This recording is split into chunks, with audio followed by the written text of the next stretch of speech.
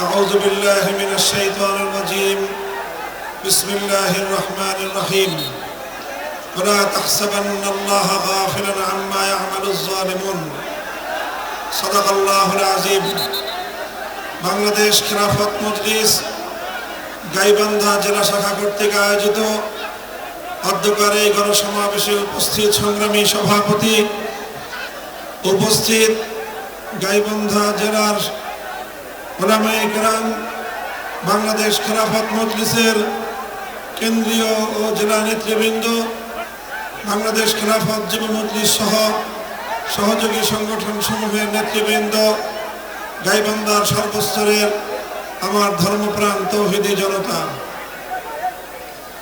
সর্বপ্রথম আমি আল্লাহ পাক রব্বুল আলামিনের দরবারে শুকরিয়া আদায় করছি, যেই মহান রব্বুল আলামিন বাংলাদেশের মানুষের বুকের উপর চেপে বসা স্বৈরাচারী ফ্যাসিস্ট জালিম শাহী শেখ হাসিনাকে উৎখাত করে এদেশের মানুষকে মুক্ত বাতাসে নিঃশ্বাস গ্রহণ করার তৌফিক দান করেছেন, সুযোগ করে দিয়েছেন। আল্লাহুম্মা লাকাল হামদু ওয়া লাকাশ শুকর।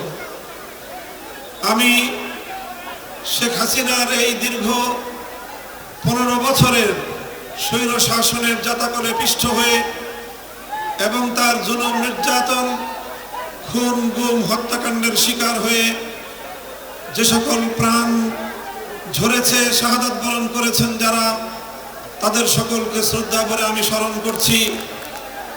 2009 সালের পিলখানা ট্রাজেডিতে শাহাদাত বরণকারী 57 জন দেশপ্রেমিক সেনা কর্মকর্তা, 2013 সালের 5ই মে শাপলা চত্বরে নবপ্রেমিক তৌহিদি জনতার উপর রাতের অন্ধকারে গুলি চালিয়ে হত্যা করা হয়েছে যে সকল বীর শহীদদেরকে। 2013 সালে আল্লামা সাঈদী রাহিমাহুল্লাহর বিরুদ্ধে মন গড়া নাটক মঞ্চস্থ করা, মৃত্যুদণ্ডের রায় ঘোষণার পর কোরআন প্রেমিক জনতা বাঁধ ভাঙ্গা জোয়ারের মতো রাজপথে নেমে আসলে পাখির মতো গুলি করে শতাধিক কোরআন প্রেমিক জনতাকে হত্যা করে স্বৈরাচারী জালিম শেখ হাসিনা।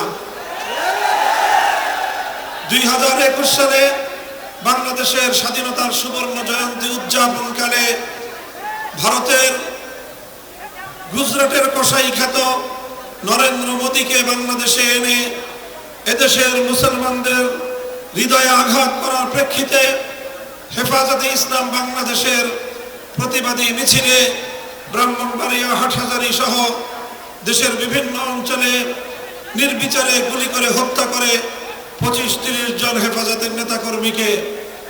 2024 সালের সর্বশেষ জুলাই এবং আগস্ট মাসে ইতিহাসের বর্বরতম হত্যাযজ্ঞ চালায় ফ্যাসিবাদের বিরুদ্ধে বৈষম্য বিরোধী ছাত্র আন্দোলনের সারা বাংলাদেশের প্রতিটি জনপদে শেখ হাসিনার নির্দেশে তার হাতুড়ি লীগ, হেলমেট লীগ, ছাত্রলীগ, যুবলীগ তার সন্ত্রাসী বাহিনীদের নির্বিচার হত্যাকাণ্ডের শিকার হয়ে, গণহত্যার শিকার হয়ে সহস্রাধিক বাংলাদেশের ছাত্র জনতা, এমনকি 3 বছরের শিশু পর্যন্ত শেখ হাসিনার জুলুম থেকে রেহাই পায়নি, হত্যা করা হয়েছে তাদেরকে।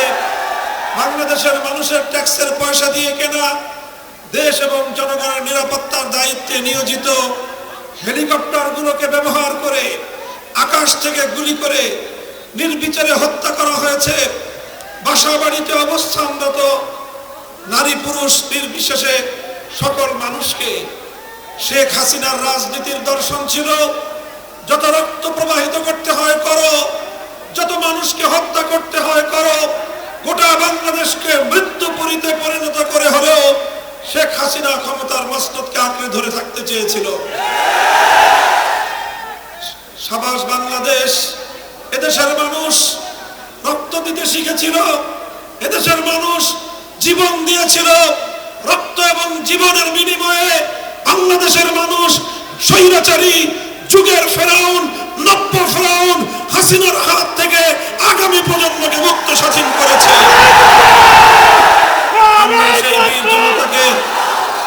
আমরা সেই বীর জনতাকে সশ্রদ্ধ সালাম জানাই, তাদের রুহের মাগফিরাত কামনা করি এবং আগামী জাতির নেতৃত্ব আগামী প্রজন্মকে বলতে চাই, আমরা যদি বৈষম্যহীন বাংলাদেশ গড়তে না পারি তাহলে এই সহস্র প্রাণের কাছে বাংলাদেশ একটি বিশ্বাসঘাতক জাতি হিসেবে পরিচিত হয়ে যাবে।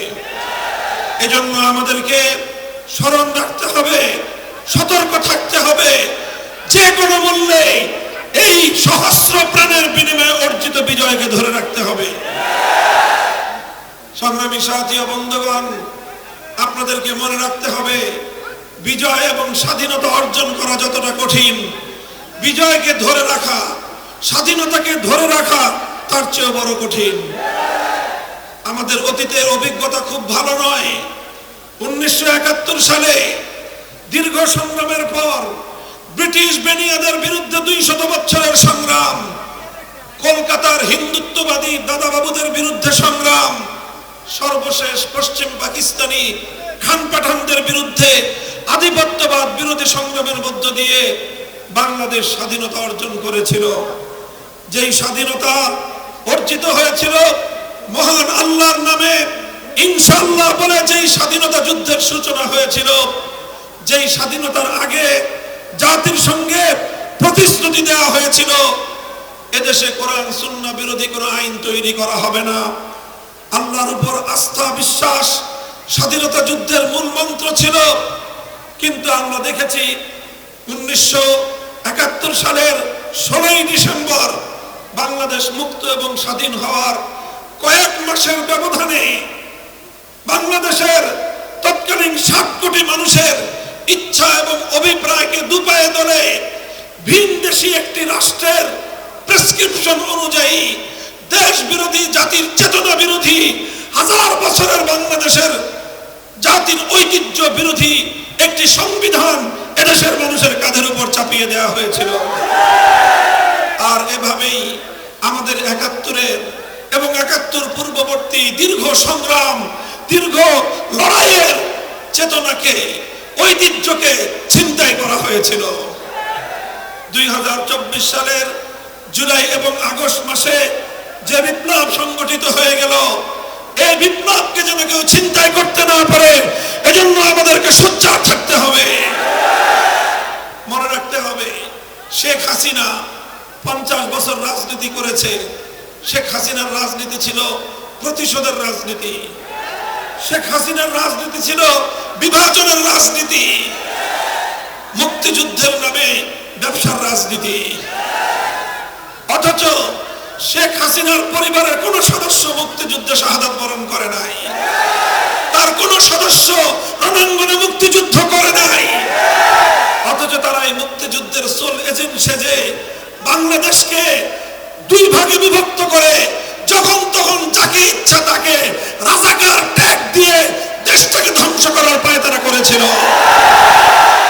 এদেশের মানুষ যখনই অধিকার আদায়ের জন্য তারা কথা বলার চেষ্টা করেছে, এদেশের মানুষ যখন প্রতিবাদ করেছে, দেশের মানুষ যখন অন্যায়ের বিরুদ্ধে রুখে দাঁড়ানোর চেষ্টা করেছে, দেশের মানুষ যখনই ফ্যাসিবাদের বিরুদ্ধে রুখে দাঁড়াবার চেষ্টা করেছে, শেখ হাসিনা তখনই তাদেরকে রাজাকারের বাচ্চা বলে গালি দেওয়ার পায়তারা চালিয়েছে। এভাবেই শেখ হাসিনারা একদিকে মুক্তিযুদ্ধকে পুঁজি করে দেশকে বিভক্ত করার রাজনীতি করেছে, আরেকদিকে সংখ্যালঘুদেরকে নির্যাতন করে, সংখ্যালঘুকে নির্যাতন করে তাদের অধিকারগুলো কেড়ে নিয়ে বাংলাদেশে একটি বিভক্ত সমাজ গঠন করার, একটি দেশকে বিভক্ত করার পায়তারা চালিয়েছিল। শেখ হাসিনা এবং আওয়ামী লীগের রাজনীতি যদি কেউ গভীরভাবে পর্যবেক্ষণ করেন তাহলে দেখবেন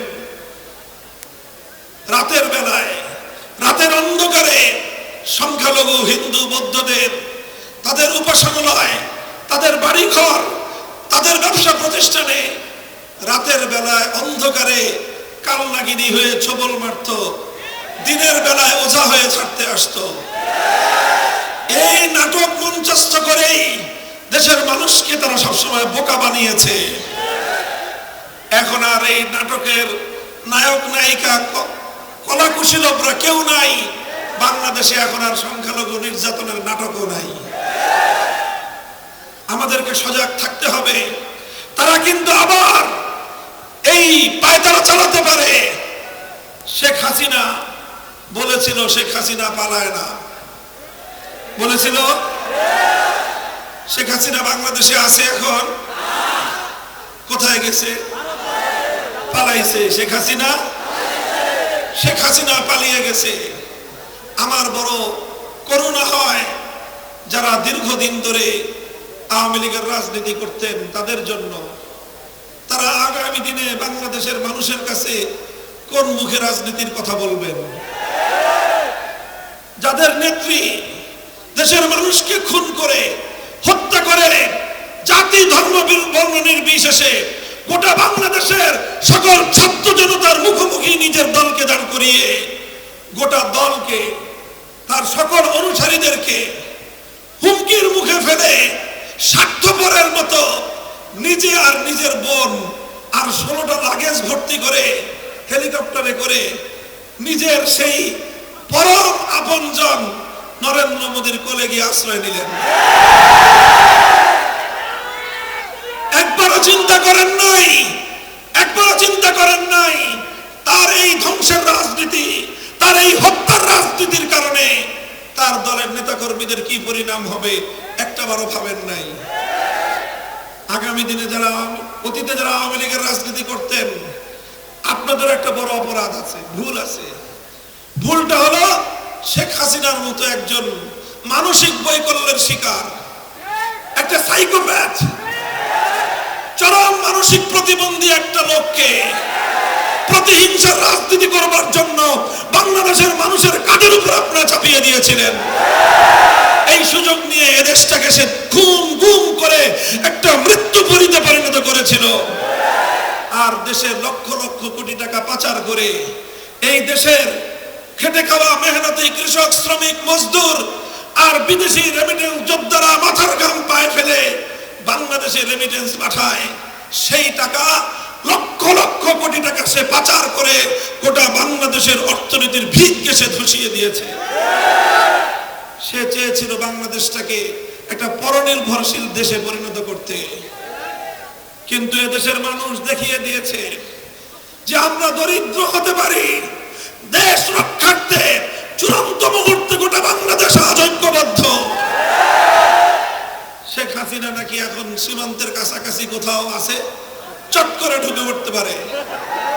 তুমি চট করে ঢুকে পড়ো, পট করে দেশের মানুষ তোমাকে প্যাকেটে ভরে ফেলবে।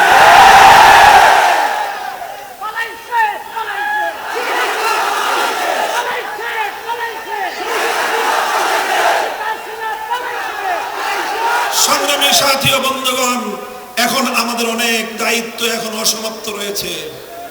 শেখ হাসিনা, তার পতিত সরকার এবং 15 বছর ধরে শেখ হাসিনা বাংলাদেশে বসে দেশ বিরোধী যে রাজনীতি করেছে, পর্দার অন্তরালে শেখ হাসিনার ষড়যন্ত্রকারী পরামর্শদাতা যারা ছিল তারা কিন্তু নীরবে বসে নাই।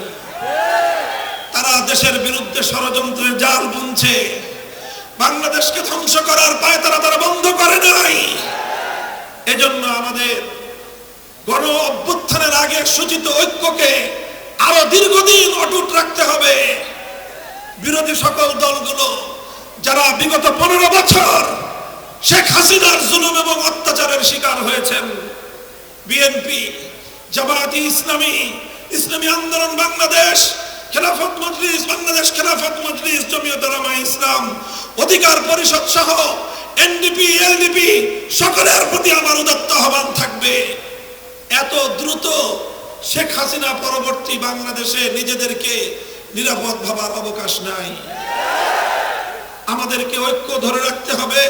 যে কোনো মূল্যে শেখ হাসিনার পুনর্বাসিত হওয়ার অপচেষ্টা, আওয়ামী লীগের বাংলাদেশের রাজনীতিকে কলুষিত করবার অপচেষ্টা রুখে দাঁড়াতে হবে।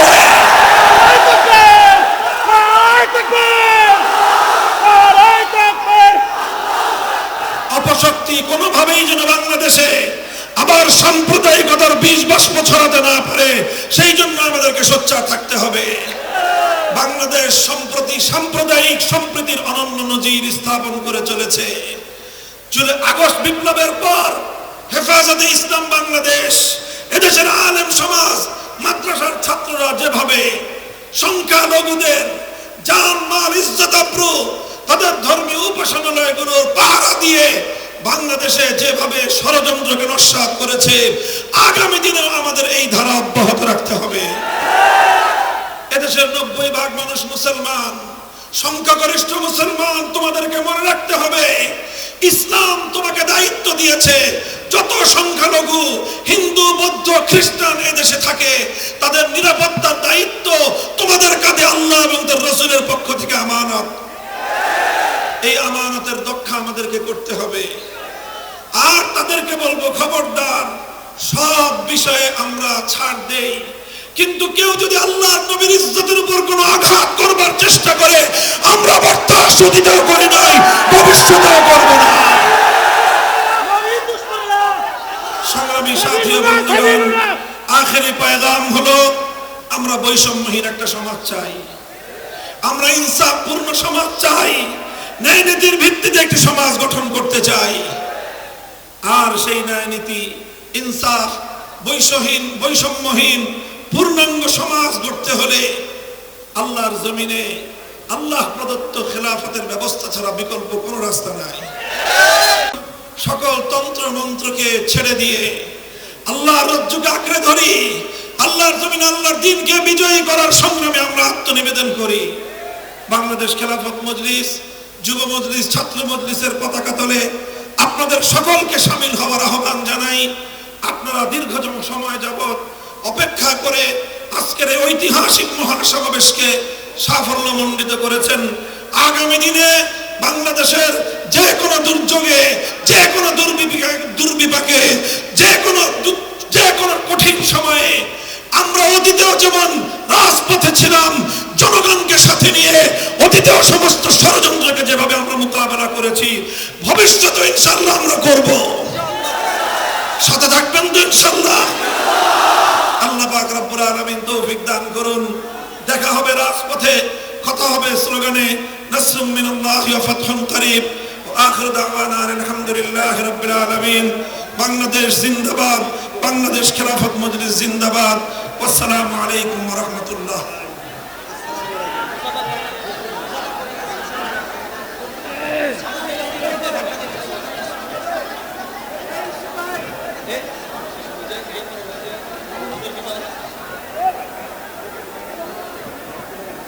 সম্মানিত তাওহীদি জনতা, আমরা হুজুরকে, সম্মানিত মুসল্লিয়ান ইকরাম, সম্মানিত তাওহীদি জনতা, আমরা আমাদের মেহমানের সঙ্গে মুসাফা করার চেষ্টা করব না। মেহমানের আরেকটা বড় প্রোগ্রাম আছে, রংপুর হেফাজতে ইসলামের বিভাগীয় প্রোগ্রাম।